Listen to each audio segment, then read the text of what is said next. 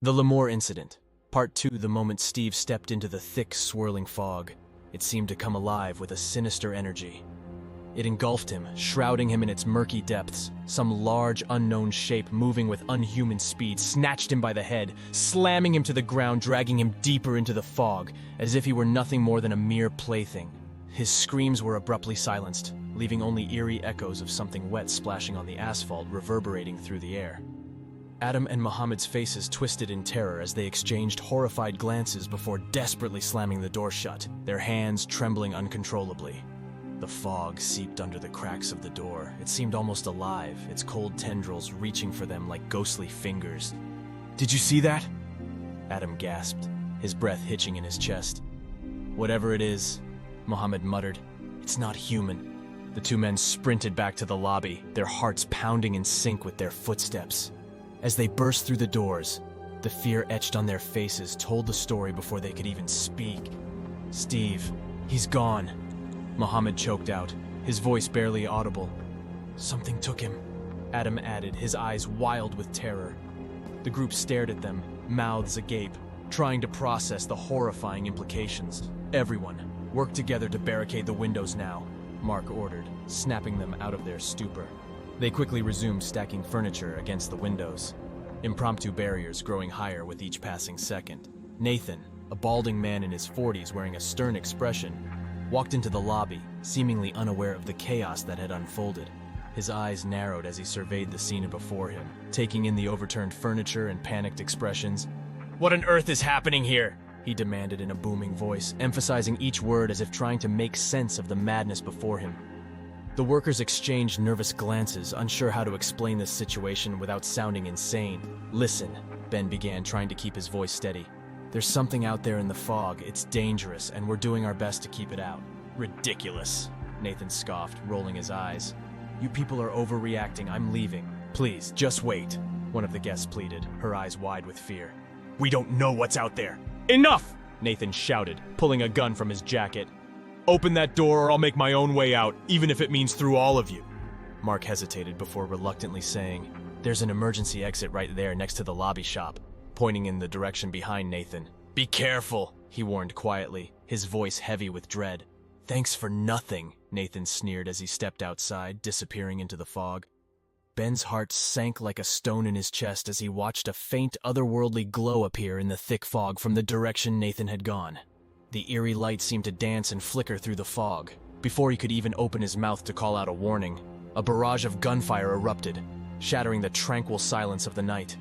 The sound echoed through the night, ringing in Ben's ears like a deafening bell. It was quickly followed by a gut-wrenching scream that pierced through the air and sent chills down his spine. And then, as if someone had flipped a switch, everything fell silent again. The only sound now was the beating of Ben's own heart, pounding with fear and uncertainty about what had just happened. Whatever it is, can't be from this world, Ben thought, his stomach churning with fear. How were they going to escape this nightmare? For now, all he could do was protect his children and hope that whatever was lurking in the fog couldn't reach them in here. The eerie silence that followed Nathan's departure was shattered by the murmur of panicked voices. Guests argued with one another, their fear and confusion evident in the way they gestured wildly and raised their voices. "Maybe it's terrorists," shouted a young man, his voice trembling. "They could be using some kind of psychological warfare." "Or we're being invaded," added an older woman, her eyes wide with terror. "This is just like that movie where aliens invade with fog." "Bullshit," scoffed a middle-aged man, shaking his head vehemently. "It's clearly Project Bluebeam, government experiments to test our reactions to chaos. They've done it before." Ben looked around at the frightened faces, feeling a protective instinct rise within him, not just for his own children, but for everyone in the room. He knew he had to do something to calm the growing hysteria, before fear turned the guests into something just as dangerous as what lies in the fog. "Enough!" he shouted, raising his hands for emphasis. "We can't keep jumping to conclusions. We need to stick together and stay rational." "He's right," said Mark, the hotel manager. "At this point, all we know for certain is that there's danger outside. We must wait for further updates from local authorities before we take any action." "Updates?" one of the female guests asked, her voice barely audible above the din. "How are we supposed to get updates if our phones don't work?" "Good point," Mark admitted, rubbing his forehead as he tried to think of a solution. For now, let's focus on securing the lobby and staying safe. It's best if everyone returns to their rooms and locks the door until we have more information. Mohammed, who had been silent throughout the ordeal, finally spoke up. What about Steve? He asked, looking at the group with concern etched across his face. Shouldn't we, try to find him? Mark swallowed hard, his mind racing as he just lost his sense of security in last few moments. We can't put the rest of the group in danger, he said gently, placing a hand on his Mohammed's shoulder. Right now, all we can do is protect ourselves and each other. As if on cue, the hotel lights flickered back on. How's that for timing? One of the guests muttered sarcastically. As the guests began to disperse, retreating to the safety of their rooms, Ben couldn't help but feel a sense of dread creep up his spine. Although they had managed to calm the panic for now, the uncertainty of their situation weighed heavily on everyone's minds. Stay strong for Emma and Logan, he whispered to himself, steeling his resolve as he walked back to their room. We'll get through this, whatever it is. The stillness of the night was suddenly broken by an unidentifiable faint cry for help that echoed through the dimly lit hotel hallway. Mark's heart hammered against his ribcage as he peered into the shadows, his curiosity and concern propelling him forward. The corridors were hushed and foreboding, each flickering light casting elongated shadows on the walls, amplifying the eerie atmosphere. He strained to pinpoint the source of the cry, his senses on high alert. Hello? Is anyone there? Mark called out cautiously, his voice wavering. As he reached the end of the hallway, Mark glanced back at the doors lining the walls, wondering where the cry could have come from. Suddenly, one of the doors to his right burst open with incredible force. Flayed hands emerged from a black void within the room, reaching out to grab at him. Mark's instincts kicked in and he pivoted away just before the grotesque appendages could touch him. The sudden movement caused him to lose his balance and he fell to the floor with a thud. Damn it! Mark cursed under his breath, scrambling backward on all fours, desperate to escape the grasping hands. When he dared to look again, the door revealed nothing but an open and empty room. Was he going mad? Get a grip, Mark, he muttered to himself, his pulse still racing. But before he could stand up, a noise from down the hall caught his attention. A severely obese woman on a mobility scooter rounded the corner, slowly approaching him. The sight was so horrifying that Mark couldn't help but freeze in terror. The woman was a creature of her own creation, melded with her scooter like a grotesque hybrid. Her rotting, sagging skin hung in folds, partially fused with the metal frame of the device. She was covered in bulbous growths that pulsated eerily, releasing a viscous liquid that ran down her body. As she attempted to move, her sagging flesh became entangled in the wheels of the scooter, hindering her progress and making her movements even more unsettling. It was as if she was trapped in a constant state of transformation, neither fully human nor machine. With trembling hands, Mark whispered a desperate plea for help as he was unable to tear his eyes away from the horrifying sight before him. The woman's oversized, grotesque abdomen split open with a sickening squelching sound, revealing a gaping hole that oozed a putrid bile-like fluid. From within, a small creature emerged, falling to the floor before them, with sickening a wet thud, the smell of diseased and rotting flesh causing bile to rise in Mark's throat. As he watched in terror, the creature rapidly grew in size until it resembled a grotesque, toddler-sized monstrosity. Its twisted features contorted into what seemed like a twisted smile as it let out a shriek that sounded disturbingly like the joyful laughter of a child. On all fours, it charged towards Mark with alarming speed, closing the gap between them in seconds. "Stay back!" Mark yelled desperately. But his words were futile. The creature overpowered him, giggling manically as it tore at his flesh, ripping out away chunks from his chest and face with its oversized teeth, showering the walls with trails of blood and tissue. Mark's blood-curdling scream echoed through the hotel before abruptly falling silent. Back in their hotel room, Ben comforted his Emma and Logan, all three huddled together in the same bed as they heard Mark's agonizing scream from a distance. Their hearts pounded in their chests, fear gripping them tightly. "Whoa, what was that?" Emma stuttered, her eyes wide with terror. "Shh, I don't know, but we need to stay quiet," Ben whispered, trying to maintain his composure for their sake. Scratching and skittering noises outside their window drew the family's attention. Emma quickly turned on her phone's flashlight and shone it on the glass. The family gasped at the sight of a large, mutated cockroach the size of a house cat clinging to the outside of their window. As the hotel lights flickered on and off, more roaches swarmed to the window, attracted by the illumination completely covering it. "Turn off the lights now," Ben ordered, his voice urgent and demanding. He swiftly closed the curtains while Logan turned off the lights, plunging the room into darkness once more. With each passing second, their fear grew, and Ben knew they had to find a way out of this nightmare. Mandy's heart fluttered like a trapped bird, pounding frantically in her chest as she sat frozen on the edge of the hotel room bed.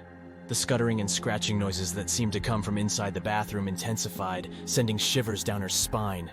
She tried to force herself to take deep breaths, but fear had a vice-like grip on her throat, making it difficult to breathe. Suddenly, a loud thud echoed through the room as something heavy fell onto the tiled floor of the bathroom. Mandy jumped, her body tensing even more as she waited for whatever horror was lurking behind the closed door to reveal itself. "Okay, Mandy," she whispered to herself, trying to muster up some courage. "You can do this." With trembling hands, she turned the doorknob to the bathroom and eased the door open. A flick of switch illuminated the room in a harsh fluorescent light. After a moment's hesitation, she stepped inside, scanning every corner for any signs of life. The lights above buzzed and flickered before finally settling into a steady glow. Taking a deep breath, she approached the mirror and looked at her reflection. But something was not right. Her reflection smiled and waved at her. "Am I going crazy?" Mandy asked herself, her heart racing. Despite the fear that clenched her heart, Mandy couldn't resist the pull of curiosity as she stepped closer to the bathroom mirror. Its surface was polished to a high shine, reflecting back a perfect image of herself. But as she hesitantly reached out a trembling hand, her reflection did the same, mirroring her movements with eerie precision. To her horror, as their fingers touched, her reflection's hand grasped hers with a vice-like grip. Panic surged through Mandy's body as she frantically tried to break free. But her reflection seemed determined to drag her into the mirror. "Let go of me!" Mandy shrieked, tears streaming down her face as she struggled against the relentless pull. But it was no use. Her reflection was too strong.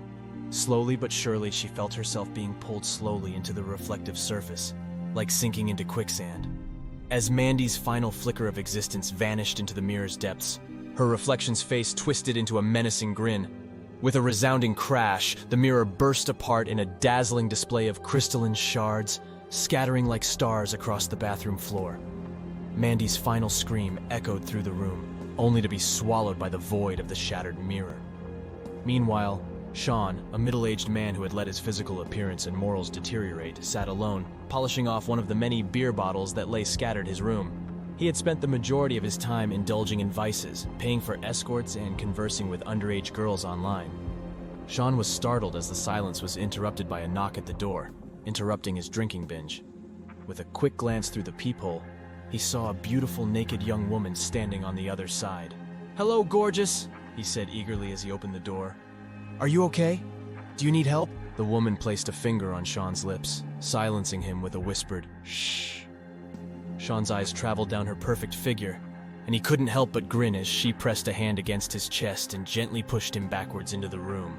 Before he could fully process what was happening, the door shut behind them with a soft click. The beautiful woman began to kiss Sean as they continued their slow progress towards the bed. Their passionate kiss was interrupted when the woman forcefully pushed Sean onto the bed. "Oh, I like it rough!" he exclaimed. He couldn't stop looking at her perfect body as she slowly crawled on top of him, kissing him again, harder, more intense. She abruptly pulled away, revealing silky scarves that she had seemingly pulled out of thin air. Intrigued and aroused, Sean asked with a sly grin, "Where were you hiding those?" She silenced him with another kiss and bound his hands to the bedposts with the scarves. The thrill of being restrained only heightened Sean's excitement as she straddled him once again, showering him with kisses. As she rode him vigorously, Sean gasped and moaned in pleasure. Her hot, wet body slid against his own, causing overwhelming sensations to course through his body. In his state of euphoria, he exclaimed breathlessly, "Oh, I knew this was going to be the trip of a lifetime." Without warning or explanation, the mood shifted drastically. The beautiful woman choked and withdrew from their embrace, revealing a long, snake-like tongue that protruded from her mouth as her features twisted and transformed. Goat-like horns sprouted from her forehead, her eyes turned pitch black, and her once flawless face now displayed a combination of bone and rotting flesh. Sean's excitement turned to pure terror as the monstrous creature continued to ride him, growling and grunting like an animal. As her monstrous tail slowly caressed his face, she slid her razor-sharp nailed finger down his chest, slowly slicing open his skin and drenching the sheets in blood. The smell of decay and oozing sores emanated from her body, overwhelming Sean's senses. "Please, no!" he cried out in desperation, struggling against his restraints. But it was futile. The creature had complete control over him. She rode him with increasing intensity, while her tail slithered into his mouth and down his throat, silencing any screams for help. With tears in his eyes and fear consuming him, Sean continued to struggle. But the grotesque creature only pressed her clawed hand deeper, reaching into the gash she had created on his chest. As his struggle ceased and life drained from his body, the creature pulled out his heart, rubbing it on her chest, smearing his blood all over herself, wearing it like a sickening trophy. Continue the story finale with part 3. Please like and subscribe for more great content.